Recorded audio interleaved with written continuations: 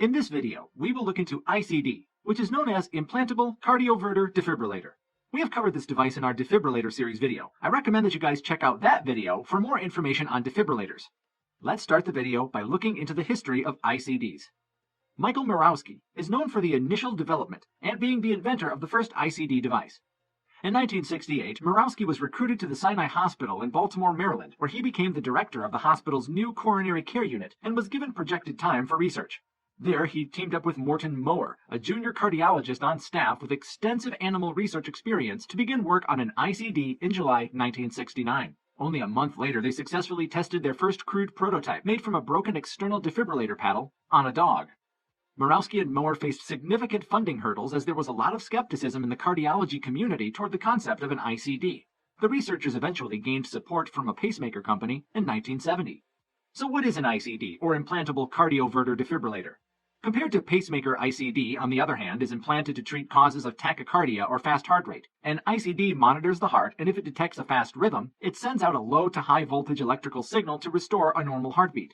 An ICD is therefore very useful for all cases of ventricular fibrillation and ventricular tachycardia. ICDs are very similar in construction to the pacemaker as described earlier. The ICD contains the electronic circuitry inside a titanium can. It is connected to the wires or leads through a plastic connector or header. The leads are passed through a vein to the right chambers of the heart. The lead is usually anchored in the apex of the right ventricle. Just like pacemakers, ICDs can be made to stimulate just the right ventricle, single lead, the right atrium, and right ventricle, two leads, or have three leads to stimulate the right atrium, right ventricle, and another lead present on the walls of the left ventricle. ICDs, however, can stimulate the heart at a much higher voltage as compared to a pacemaker. The maximum voltage an ICD can achieve is 800 volts, as opposed to 8 volts in a pacemaker system. The implementation technique for an ICD is similar to the implementation technique for a pacemaker. A newer development in the field of ICDs is the use of a subcutaneous device, SICD. In the SICD, the leads are inserted subcutaneously, obviating the need for their insertion through the veins and into the heart. Let's look at the construction of an ICD. An Implantable Cardioverter Defibrillator, or ICD, is a combination electrical stimulator and analog instrument with defibrillator, tachycardia, and pacemaker, bradycardia functionality.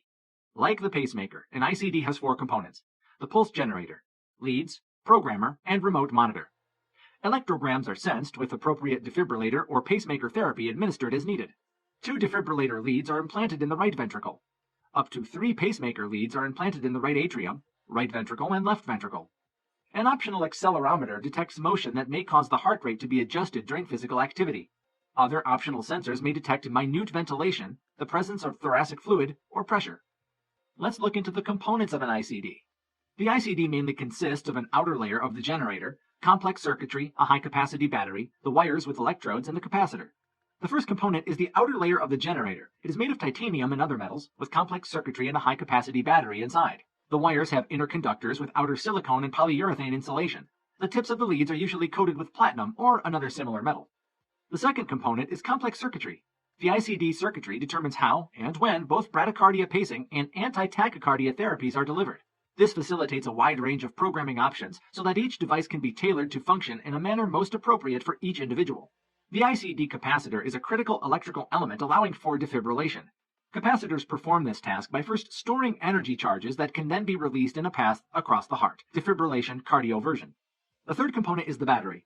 Each ICD has a battery whose lifetime is dependent on how much pacing and defibrillating the device is called upon to perform.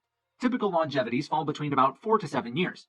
The lithium-iodine battery has been the dominant power source for implantable cardiac pacemakers, which typically have peak power demands on the order of 100 to 200 watts. Under these conditions, the lithium-iodine battery can maintain an adequate voltage even when its internal resistance reaches several thousand ohms. On the other hand, an implantable cardiac defibrillator may have peak power requirements approximately 10,000 times greater than those of a pacemaker. Under such a high power demand, the voltage of a lithium-iodine battery would drop to almost zero, and the power delivered to the device would be almost nil. The fourth component are the leads. The electrodes are wires, also called leads, that go through your veins to your heart. They connect your heart to the rest of the device. Your ICD may have 1, 2, or 3 electrodes. The fifth component is the capacitor. The high current pacing pulse delivered by the ICD is from a capacitor that is recharged between pacing pulses by converting the low voltage energy delivered by the battery into high voltage energy. A special aluminum electrolytic capacitor set is charged in order to serve as the high voltage energy reservoir for defibrillation therapy. This capacitor set, which is not present in a conventional pacemaker, adds approximately 8 cc's of volume to the device. A special DC to DC converter takes the low voltage high current input from the battery and converts it to a high voltage low current source that charges the high voltage capacitor set. This was a simple